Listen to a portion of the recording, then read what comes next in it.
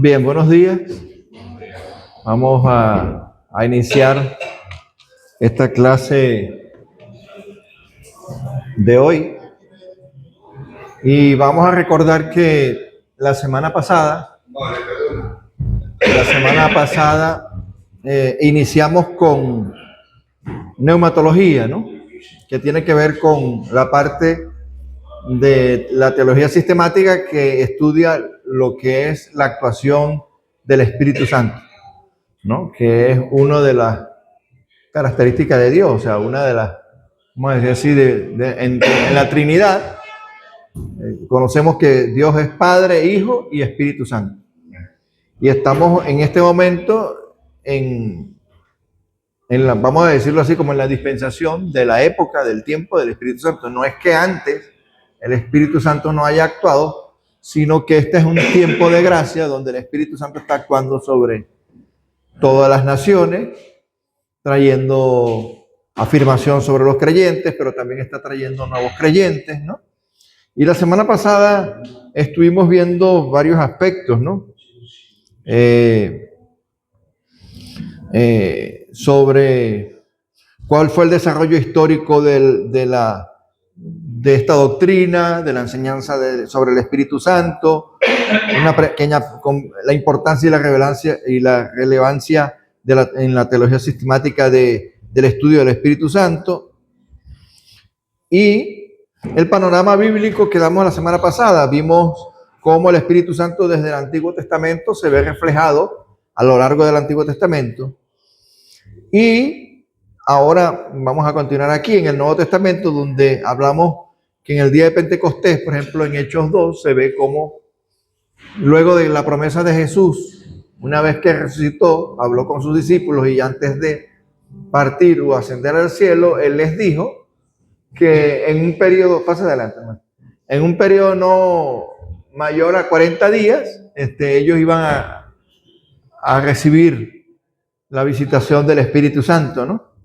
Y los discípulos y seguidores de Jesucristo, por supuesto, el día de Pentecostés, recibieron, pues, en el aposento alto, el Espíritu Santo, ¿no? Eso está narrado, el derramamiento inicial y el inicio del ministerio público del Espíritu Santo en la iglesia, en Hechos 2.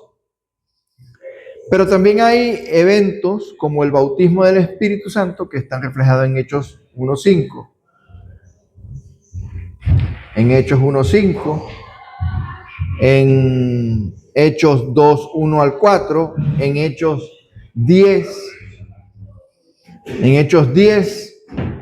del 44 al 46, también en el libro de Hechos, en el capítulo 19, versículos 1-7.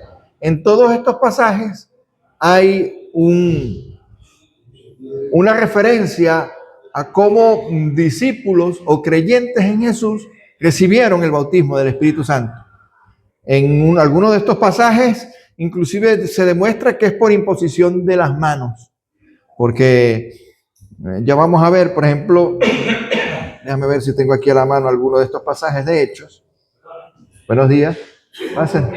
Sí, vale, pasa. Por ejemplo, en Hechos, en ese que dice en Hechos del 1:19, del 1 al 7, hay un extracto principal, y es que habiendo Pablo impuesto las manos, vino sobre ellos, sobre un grupo de discípulos, y hablaban en lenguas y profetizaban, dice en el versículo 6. Eso fue una manifestación del Espíritu Santo en los creyentes de Éfeso, que ellos manifestaban que ellos habían sido bautizados con el bautismo de Juan, el Bautista, mas no habían recibido el bautismo del Espíritu Santo. Entonces, hay pruebas bíblicas de que por medio de la imposición de manos también se recibía el bautismo del Espíritu Santo. Luego tenemos en soteriología el Espíritu Santo también actúa en la salvación. Soteriología tiene que ver, como ya lo vimos, ¿no? El estudio de la soteriología es la doctrina de la salvación, y es como el Espíritu Santo es el que produce la regeneración en los creyentes, ¿no? Podemos verlo Vamos a ver, Tito 3:5 dice, nos salvó no por obras de justicia que nosotros hubiéramos hecho, sino por su misericordia, por el lavamiento de la regeneración y por la renovación en el Espíritu Santo.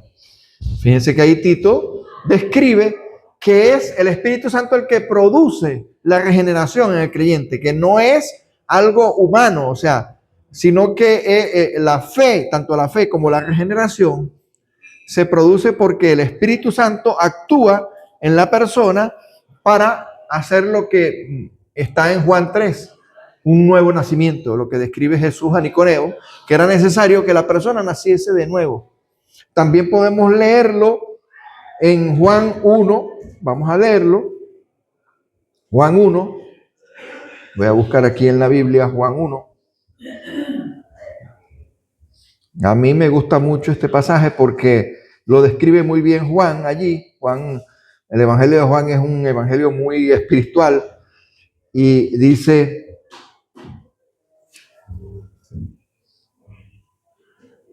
voy a leer desde el 9. Dice, aquella luz verdadera que alumbra a todo hombre venía a este mundo, refiriéndose a Jesús. En el mundo estaba y el mundo por él fue hecho, pero el mundo no le conoció. A los suyos vino, refiriéndose a los judíos, y los suyos no le recibieron. Mas a todos los que le recibieron, a los que creen en su nombre, le dio la potestad de ser hechos hijos de Dios. ¿Y cómo fueron hechos hijos de Dios? ¿Y cómo tuvieron esa potestad de ser hechos hijos de Dios? Lo dice muy claramente el versículo 13. Dice, los cuales no son engendrados de sangre ni de voluntad de carne. O sea, que no es por herencia, no es porque, por ejemplo, yo soy cristiano y mi hijo tiene que ser cristiano porque como yo soy cristiano, mi hijo tiene que creer. No, sino ni voluntad de carne, sino ni voluntad de varón, sino de Dios. O sea, Dios es el único que produce ese nuevo nacimiento por el Espíritu Santo. Entonces ahí podemos ver que es el Espíritu Santo el que produce la regeneración y la conversión en la persona. Por supuesto, también es garantía y responsabilidad. Eso está en 1 Corintios 6:19. Y ahí es del sello del Espíritu. Y el sello es como una especie de garantía, o como dice la Biblia, arras, que es lo mismo. El término arras significa garantía, ¿verdad? Y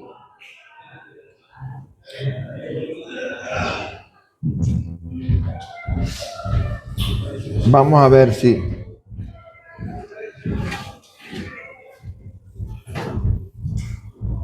voy a buscar aquí algunos. Fíjense lo que dice en por lo menos en 1 Corintios 12. Dice, porque por un solo espíritu fuimos todos bautizados. ¿Todos quiénes? Los creyentes, no todo el mundo, sino cuando Pablo ahí está hablando de todos, es todos los creyentes, y claro, esta es una carta a la iglesia de Corintios, entonces dice, porque por un solo espíritu fuimos todos bautizados en un cuerpo, sean judíos o griegos. O sea, fíjense que ahí está hablando de que no hay una distinción de raza, o sea, no es que Dios es específico para una raza, no es solamente para los judíos, sino, claro, aquí para el tiempo de Pablo, el mundo conocido eran o judíos o griegos, porque era la influencia, el mundo inmediato que tenía Pablo, ¿no? Por eso él hace referencia. Pero hoy sabemos que no es solamente judíos o griegos, sino que es a todo el mundo, ¿no?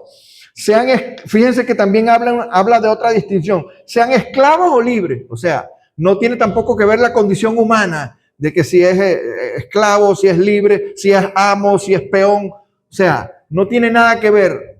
Dios es Dios de todo aquel de quien Él tiene misericordia. Y a todos se nos dio a beber de un mismo espíritu. Esto habla de una unidad espiritual de la iglesia en los creyentes. Amén.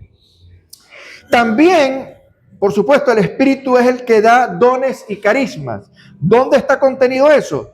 Bueno, en todos los capítulos de la carta de 1 de Corintios, desde que anuncia, desde el capítulo 12, no vamos a leerlos todos porque entonces aquí pasaríamos toda la mañana solamente leyendo eso.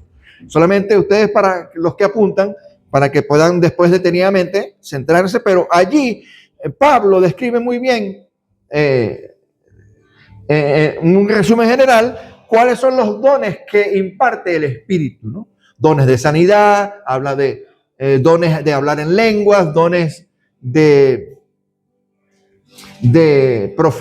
profecía, don de profecía, ¿no?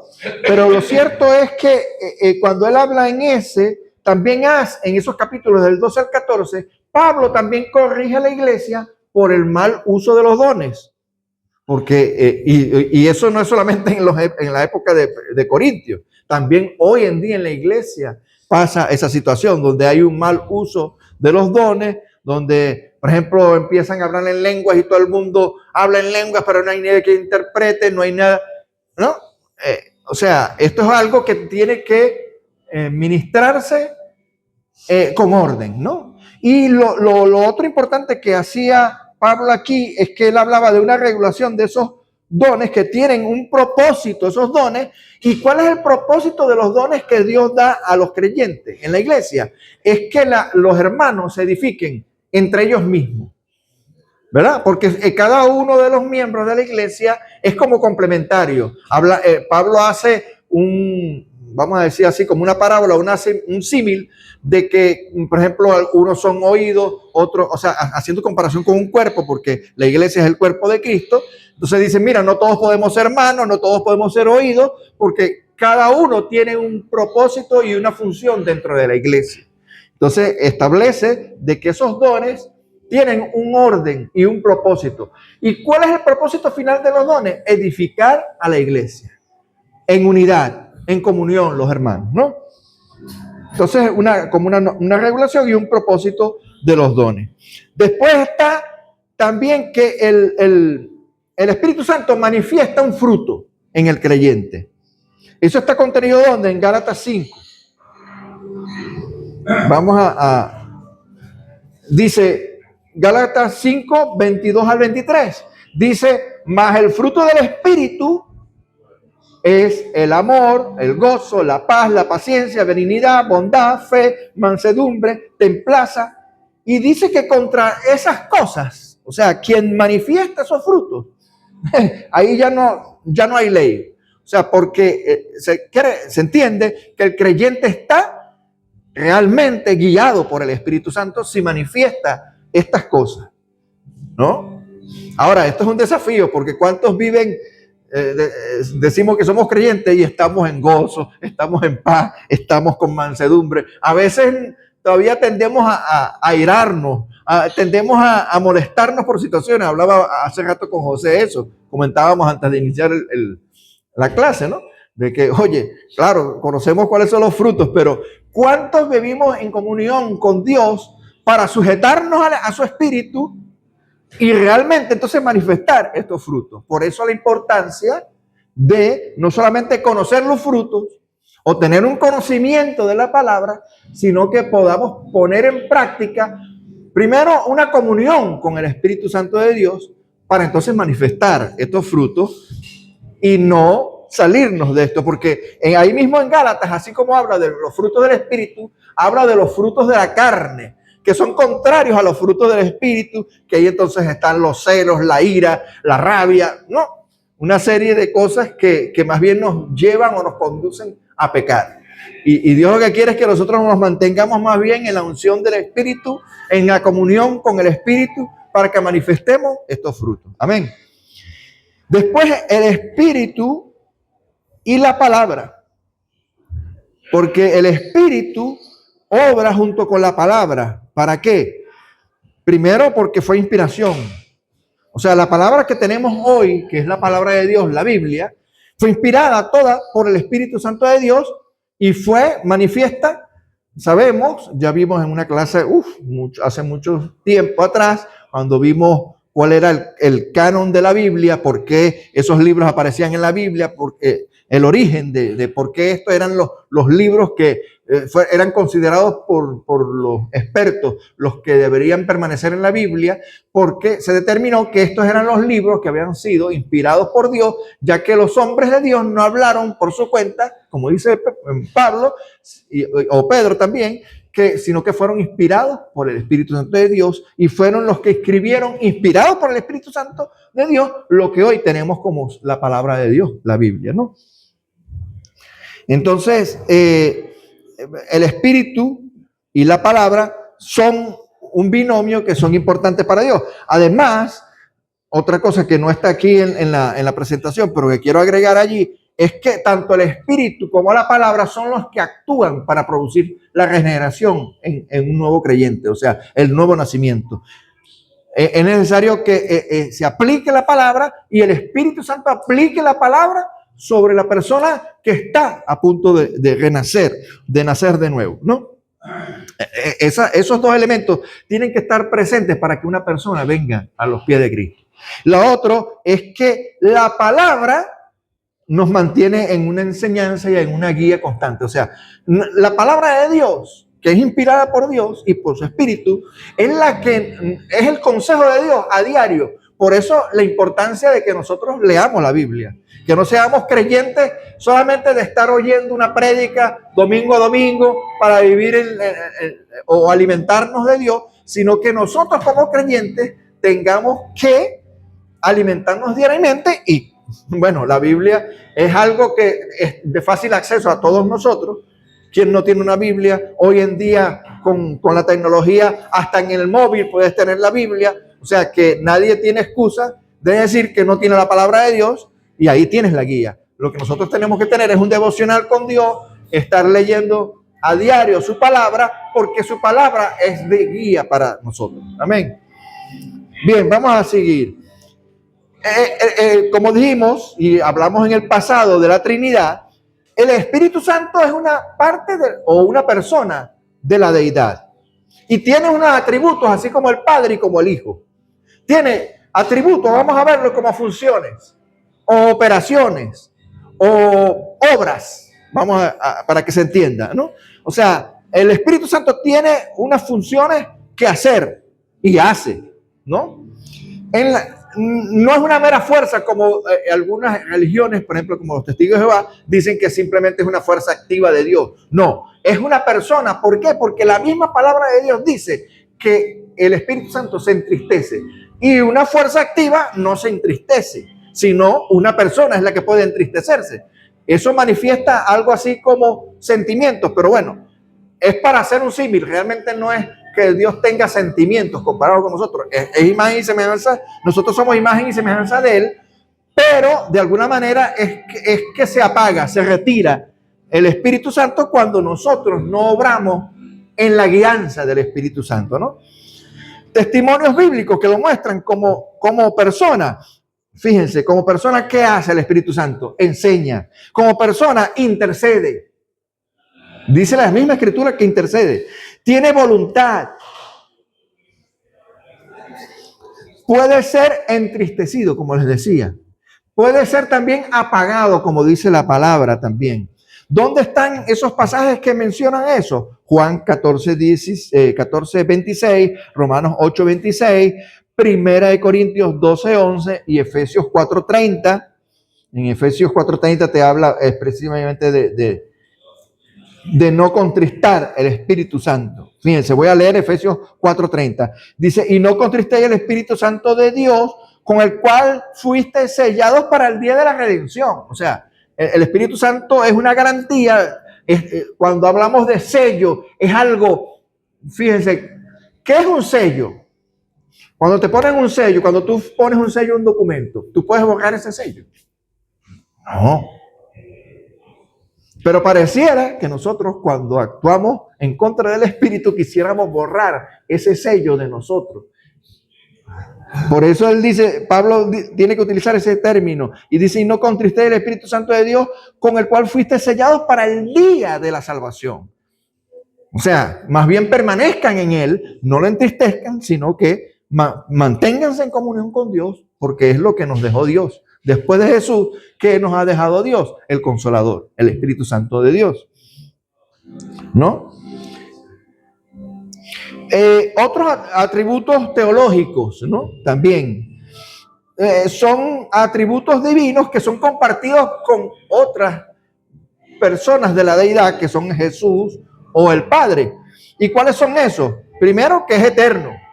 La misma escritura dice que el espíritu eterno, habla de espíritu eterno. O sea, no es que tiene un inicio y un fin, sino que al igual que Dios, es eterno el espíritu.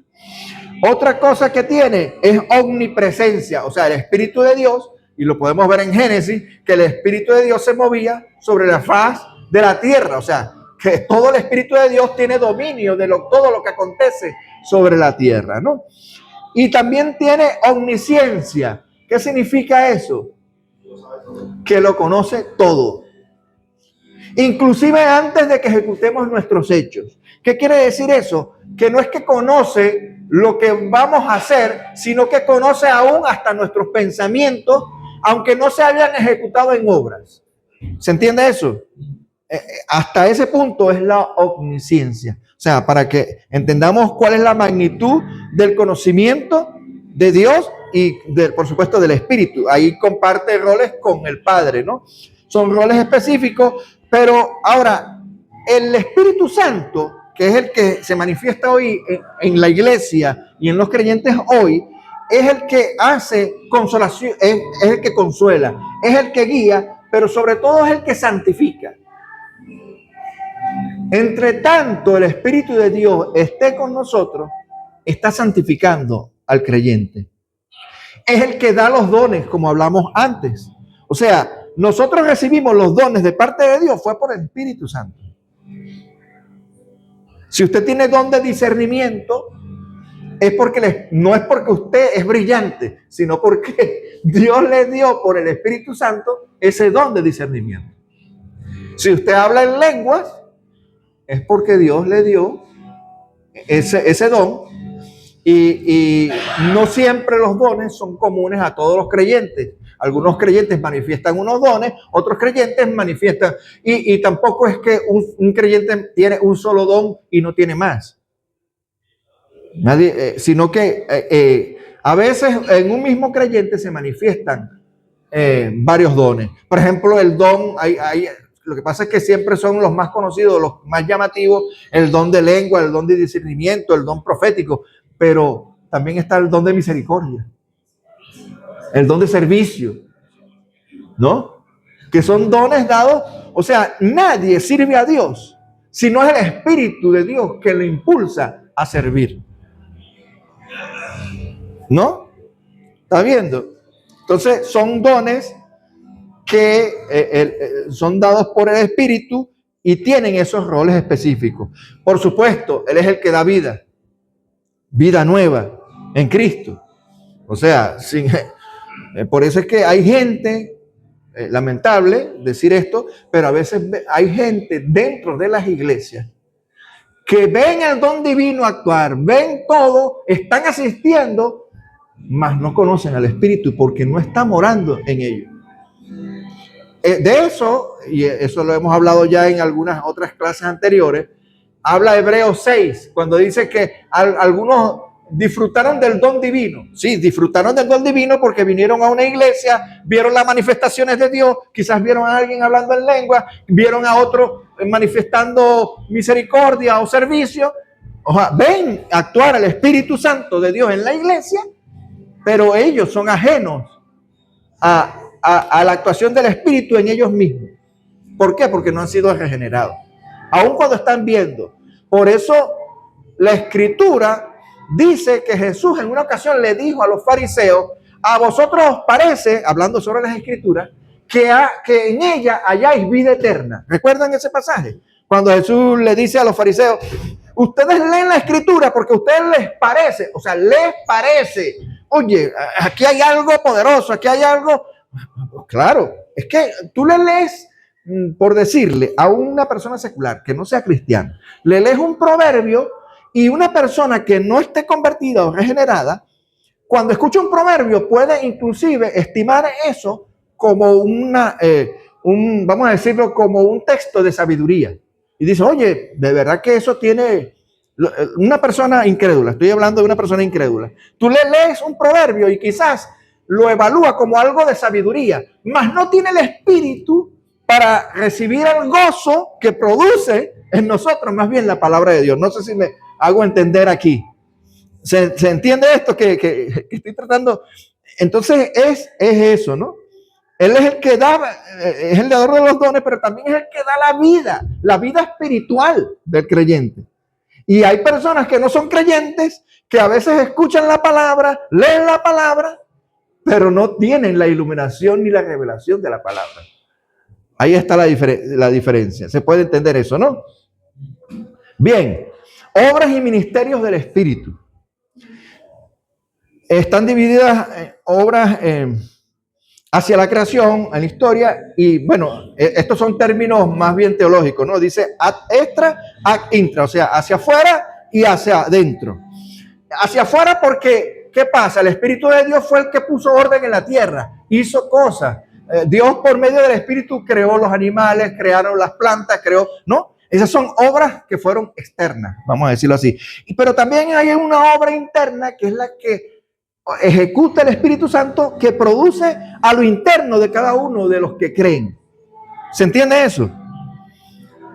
Es en la vida del creyente y por supuesto en la vida de la iglesia, porque recuerden que el Espíritu actúa individualmente en cada uno de nosotros, pero también en comunión en la iglesia también actúa, porque el Espíritu también a veces ministra en la iglesia, ¿o no? Cuando de repente en una predicación hay una manifestación del Espíritu de Dios, inclusive, y el predicador está proclamando la palabra con fidelidad, ¿verdad? Y hay quebranto en la iglesia, de repente hay inclusive redarguye a algunos creyentes que están en la iglesia porque se sienten confrontados por la palabra, porque el Espíritu está obrando. ¿Se entiende eso? Entonces, el Espíritu ahí está actuando, ya sea para redarguir, ya sea para ministrar, ya sea para consolar, ya sea para X funciones que tiene el Espíritu Santo y obras que ejecuta el Espíritu Santo. ¿Se entiende eso, mi hermano? Bien, entonces, pero vamos a verlas en detalle. Las obras universales, pues ya vimos, Génesis 1:2, la creación de lo que hizo Dios en la creación, ¿no? En Génesis. Obras históricas en la salvación, en la economía de la salvación. Preparó a un redentor. ¿Qué es eso?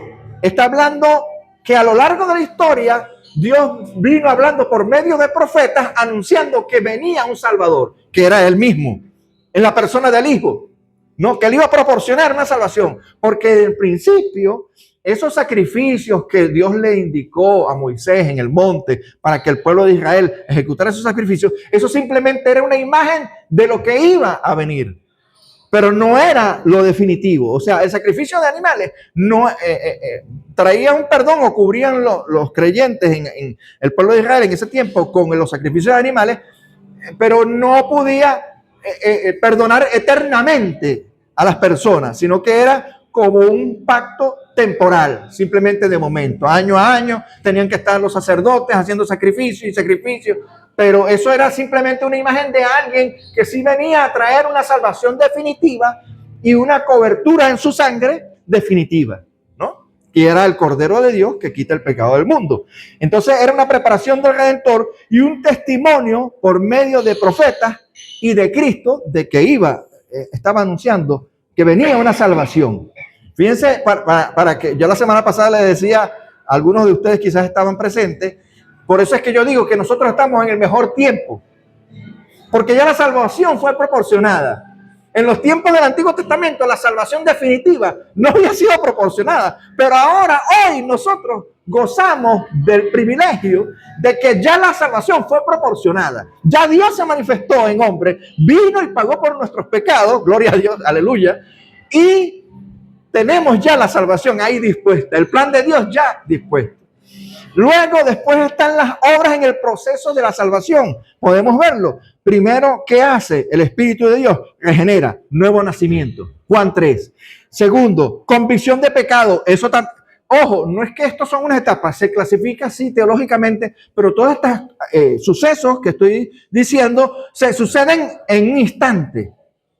Lo que pasa es que se desglosa de esta manera. Hay regeneración, pero también hay convicción de pecado. O sea, el Espíritu te hace ver, wow, Dios mío, cuando estoy hablando de nuestra vieja persona, cuando antes nosotros veíamos que estábamos mal frente a Dios, no lo vimos hasta que nacimos de nuevo y nos dimos cuenta, wow, pero ¿qué he hecho yo? O sea, estoy viviendo contrario a Dios. No les pasó eso cuando nos convertimos. Eso es lo que pasa. Que lo que antes parecía normal para nosotros, que practicábamos el pecado, oye, después vemos que es algo vergonzoso, que estamos mal delante de Dios. Wow, entonces caemos en conciencia, hay una convicción. O sea, no tenemos una conciencia ya natural solamente, sino una conciencia, adquirimos una conciencia espiritual que nos da esa convicción de pecado. Luego viene el arrepentimiento. ¿Qué es eso? Oye, te ves en esa condición y dices, Dios mío, necesito que me salve. ¿Me entiendes? Y esa necesidad de arrepentirnos y de ponernos a cuenta con Dios. ¿Se ve eso? Wow, esto a mí me apasiona esto.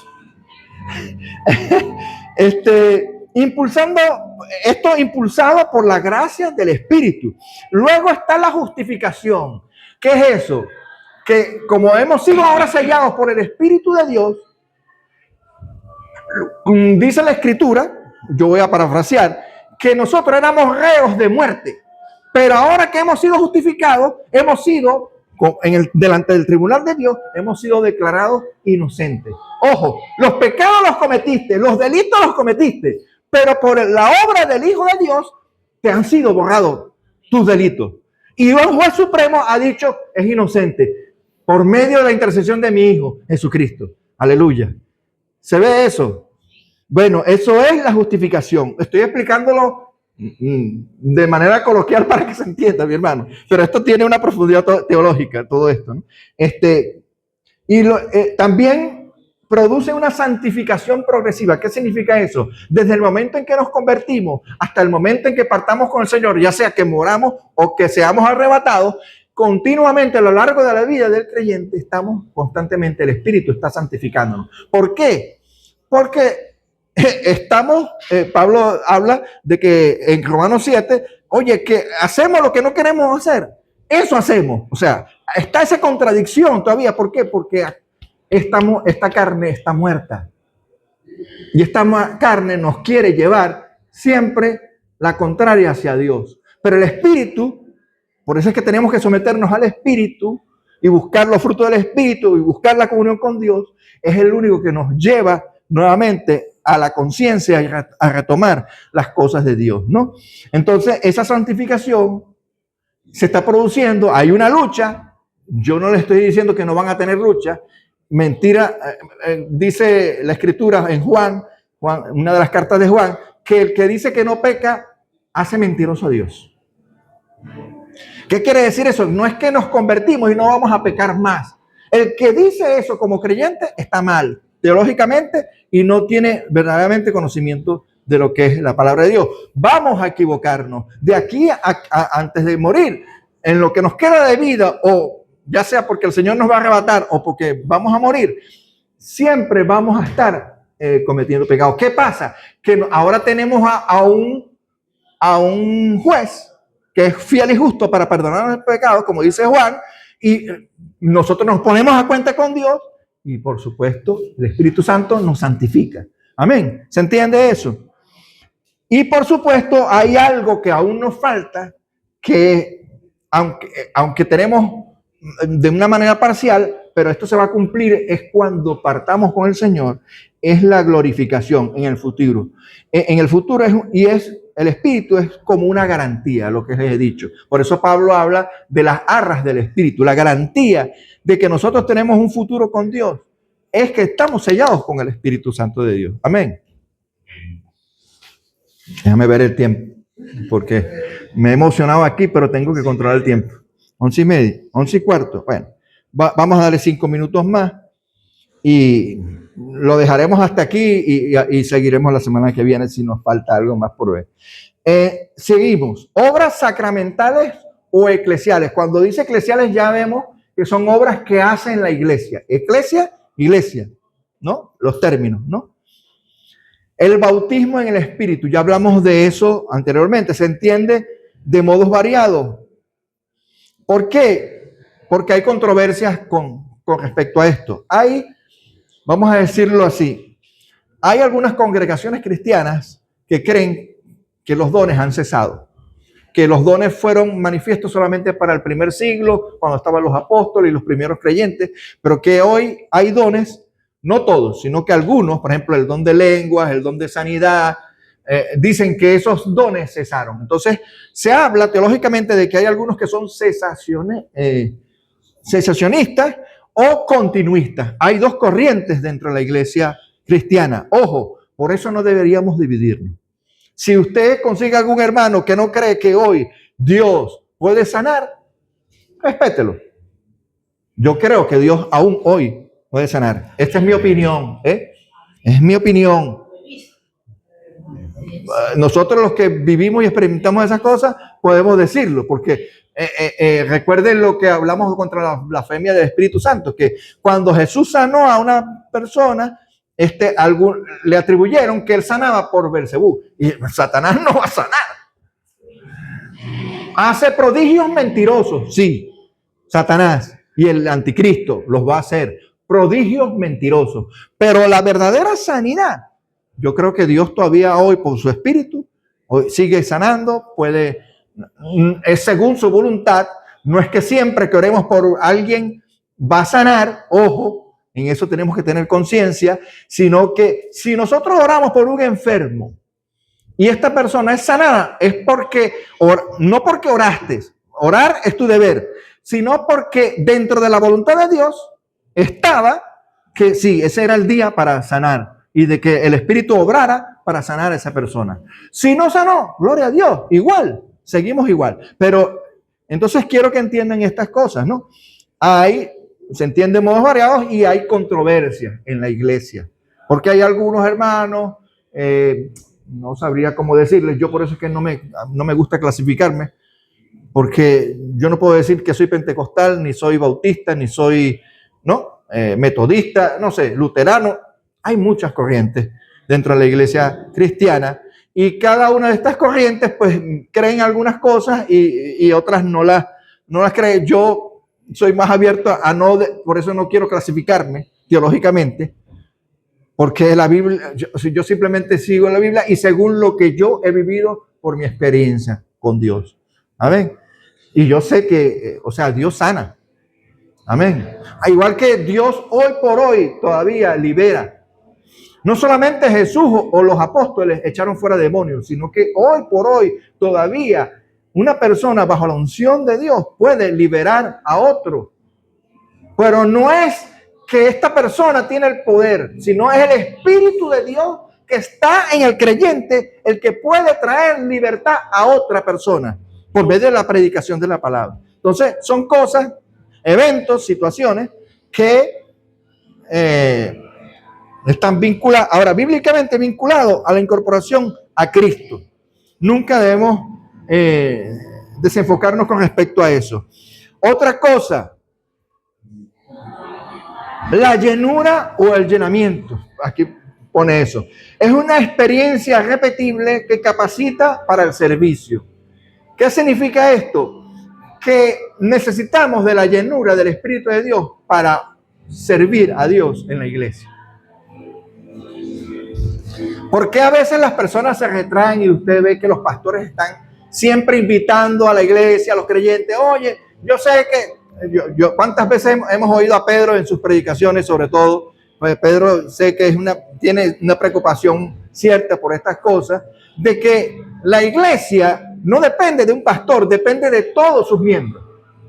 ¿Se entiende eso? La iglesia es un cuerpo y todos los dones, cuando hablamos de los dones, recuerdan, esos dones tienen que ser dispuestos para el beneficio de la comunidad eclesial, o sea, de la iglesia, ¿no? Y es necesario que los creyentes aporten sus dones, que no se los guarden, sino que pongan a operar y a funcionar los dones que el Espíritu de Dios les ha dado dentro de la iglesia. Y esos dones o carismas capacitan para la edificación del cuerpo. Siempre los dones van a ser para capacitar a la iglesia. Siempre. ¿Cómo? Por ejemplo, hay personas que a veces están débiles en la fe.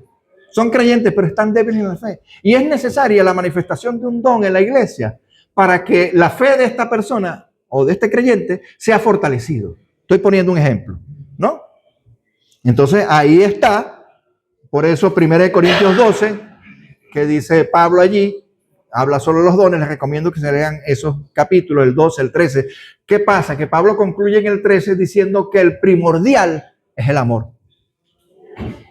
Eso es lo que no, o sea, un creyente sin amor, ¿para qué te sirve el don de lengua? ¿Para qué te sirve el don de servicio si no hay amor? O sea, el principal, el amor. Es lo que tiene que movernos a nosotros. Amén. Y por supuesto, estas obras traen una transformación moral. ¿Qué significa eso? De que el creyente tiene que vivir en los frutos del Espíritu. Gálatas, ya lo leímos, 5 del 22 al 23. Obras trinitarias relativas a la Escritura. Por supuesto, la inspiración de las Escrituras, según de Timoteo 3:16, donde dice Pablo a Timoteo que toda la Escritura es inspirada por Dios. ¿Para qué? Para edificar, para consolar, para redarguir, ¿no? O sea, ¿cuál es el propósito de la palabra inspirada por Dios? Es eso, trabajar en la vida del creyente, ¿no? Iluminación. Porque es el Espíritu el único que nos alumbra para el entendimiento de la Escritura. Antes de que nosotros fuéramos creyentes, leíamos la Biblia y veíamos simplemente hechos históricos ahí narrados, no sé, quizás poesía, alguna sabiduría, pero no teníamos entendimiento. Hoy, por el Espíritu de Dios, tenemos entendimiento de la Escritura. Amén. Unos más, otros menos, pero algún entendimiento tenemos, ¿o no? Ahora sí,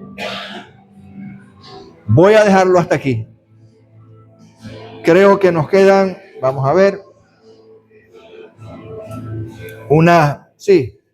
vamos a tener una tercera parte la semana que viene sobre el Espíritu Santo. Vamos a concluir, pero hoy vamos a dejarlo hasta aquí. Si hay alguna pregunta hasta donde hemos abarcado la enseñanza de hoy, les invito a que la formulen, alguna duda con respecto a lo que hablamos hoy. Nada que no sea del Espíritu Santo, o sea, del tema. Enfoquémonos, si hay alguna pregunta sobre lo que he hablado, estamos abiertos a recibir.